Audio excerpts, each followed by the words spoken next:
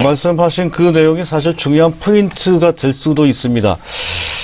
사실 트럼프 랠리라고 일컬어지는 작년 11월 달부터 지금 현재까지의 진행의 핵심에는 트럼프의 친기업적 정책 기대감이 강하게 깔려 있었다는 것이죠. 정치적인 이슈는 그 근간을 흔든다는 측면에서 현재 랠리를 상당히 부정할 수 있는 이슈로 볼 수 있다는 그런 관점인데요. 그런 상태인데도 불구하고 미국 나스닥 지수는 연일 승승장구 계속해서 사상 최고치를 갱신하는 그런 모습이 나타나고 있다는 것과 그리고 나스닥 지수에 버금갈 정도로 전 세계 주요국 증시 중 가장 탄력적으로 상승세를 유지하고 있는 증시가 바로 우리나라 코스피 지수입니다. 연간 수익률이 10%가 넘어가죠. 그런 흐름과 대비해서 우리 시장을 봐야 된다는 건데요. 단기로 봤을 때 현재 문제가 됐던 우리가 약간 신경 썼던 것은 최근에 있었던 코스피 지수의 장중 지수 변동성 어제 그제 50포인트 넘게 위로 아래로 많이 흔들렸단 말이죠.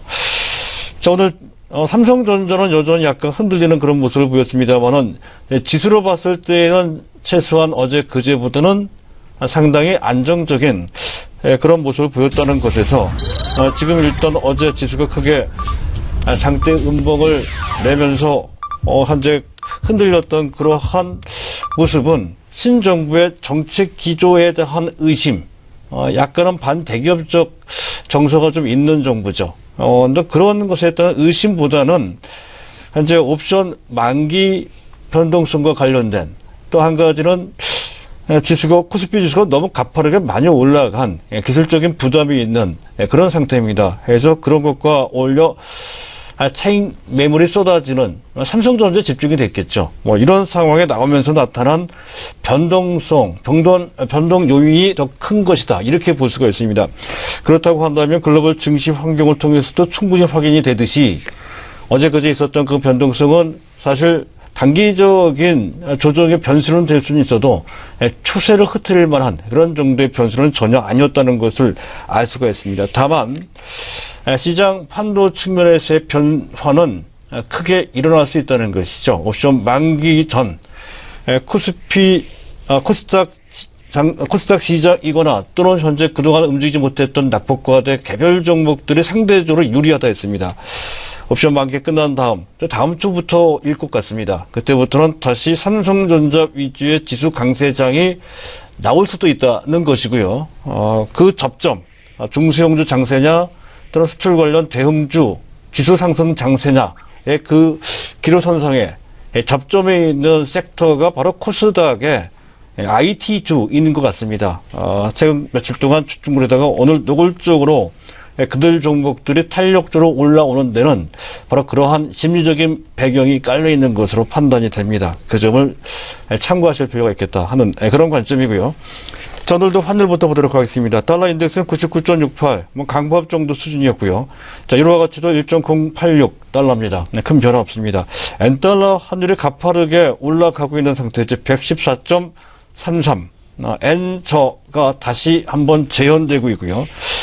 자, 그러한 상황이 현재 지금 일본 니케이 지수를 끌어올리는 동인이 되고 있다는 것이죠. 그런데 중요한 것은 그런 엔저가 진행되고 있음에도 불구하고 국제적으로 우리 자동차 시장에는 부담 악재로 작용되고는 있지만 시장 전체에 악재로 작용되지는 않고 있다는 것이죠. 그만큼 우리나라 경제 펀더멘탈 및 그를 반영하는 시장, 증시죠. 증시가 상당히 건전하게 현재 지금 강세장에 만들어지고 있는 상황이다 하는 것을 우리가 이 점을 통해서 이제 알 수가 있다는 것이고요. 현재 원달러 환율이 1133원 정도 시작했던 것이 1128원, 전일 대비 7원 정도 내려갔습니다. 원엔 환율이 어제부로 1000원이 깨졌죠. 991원까지 991원까지 내려간 상태에서 시작했던 원엔 환율이 지금 현재 988원 정도에서 거래가 되고 있습니다. 전일 대비 8원 정도 추가적으로 더 내려가는 달러 대비로도 엔화 대비로도 원고로 진행이 되고 있습니다.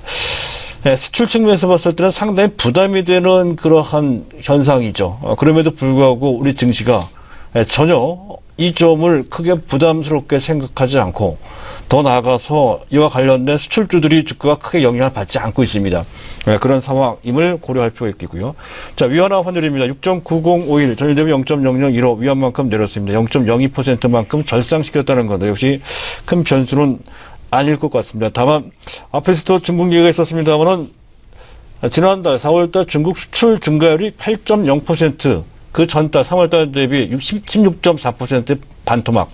시장 예상 70%보다 좀 못했습니다. 하지만 충격적인 그런 정도의 쇼크는 아니었다는 것이죠. 이 정도만 해도 나쁘지 않습니다. 그런 관점으로 좀 보실 필요가 있겠고요.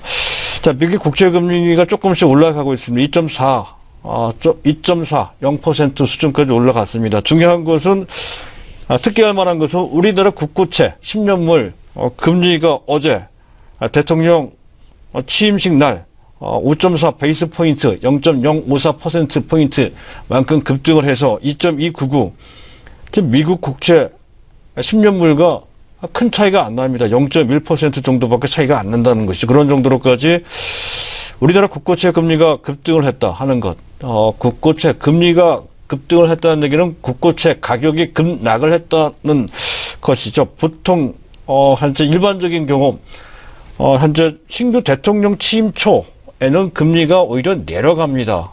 하지만 이번에는 다르게 이렇게 올라갔다는 것은 그만큼 어떤 절박한 상황이 있었다는 것이죠. 현재 지금 내수 경기가 시원치가 못합니다. 따라서 이번 신정부는 그 상황을 고려해서 정부 지출을 적극적으로 확대하는 방식으로 또 공공 부문 역할을 강화하는 방식으로 적극적인 재정 확대 정책을 구사할 가능성이 상당히 크다는 거죠. 이때 필요한 것이 국채 발행입니다. 추경 편성도 하겠죠. 국채 발행을 하면 공급 물량이 늘어나므로 국채 가격은 떨어지고요. 그리고 금리는 올라갑니다. 더군다나 미국의 금리 인상 사이클에 접어든 상태죠. 바로 이것 때문에 국고채 금리가 올라갔다는 건데, 하지만 추세적으로 아주 강하게 올라가기는 어려운 상태이죠. 지금 현재 금리가 올라가게 되는 경우에는 아무래도 서민 경제에 상당히 부담을 줄 수가 있기 때문에 그렇습니다. 그래서 적당한 수준에서 현재 조정을 멈추거나 올라간다 하더라도 상당히 더디게 올라갈 소지가 높다는 그런 관점이고요. 연장해서 우리가 봐야 될 것은 최근에 그전부터 계속 강조드려왔었던 은행 섹터가 상당히 좋습니다. 현재 우리은행 같은 경우는 계속 치고 나가죠. 그것과 관련도 약간 현재 금리 상승 사이클에 접어들었을 때 예대 마진이 늘어난다는 이유로 해서 또 자산가치 대비 저평가되어 있다는 이유로 해서 은행주들이 외국인들을 중심으로 해서 현재 지금 선호되고 있는 그런 상태라고 할 수 있습니다. 하지만 전 정부의 정책 기조로 봤을 때, 스탠스로 봤을 때 은행에 대한 규제가 강화될 소지가 있다는 점까지는 어느 정도 염두에 두면서 그 수위를 좀 낮춰서 보실 필요가 있겠다 하는 그런 관점이고요. 자, 미국의 금값, 그리고 구리값. 구리값이 꼼짝을 못하고 있죠. 전일 대비 0.1% 중국의 영향을 받는 것으로 그렇게 판단이 되고요. WTI의 가격입니다. 한 7월물은 $50지만 6월물은 47.33달러고요. 전일 대비 3.2% 급등을 했습니다. 잠깐 차트를 봤으면 하는데요. 현재 전에도 말씀을 드렸듯이 유가가 직전 저점 수준 45달러 2차 지지선이라고 말씀드렸던 바로 그 지점입니다. 그 지점에서 어느 정도 지지를 받고 반등하는 의미 있는 그런 기술적인 그런 모습이 나왔다는 것하고 5월 25일 날 정례회의를 통해서 현재 오펙 및 러시아 등의 감축 연장 분위기가 어느 정도 시장을 안정시킬 수가 있다는 것과 만약 그런 식의 상황이 우호적으로 진행됨에 따라서 또 미국의 지금 현재 원유 재고도 5주 연속 줄어들었단 말이죠. 그런 것이 배경에 대해서 만약에 6월물 WTI가 $50 정도에 안착을 할 수 있다면, 지금 당장 그런 모습이 일부 나타나기도 하고 있습니다만은, 그에 상당히 민감하게 반응을 하고 있는 섹터,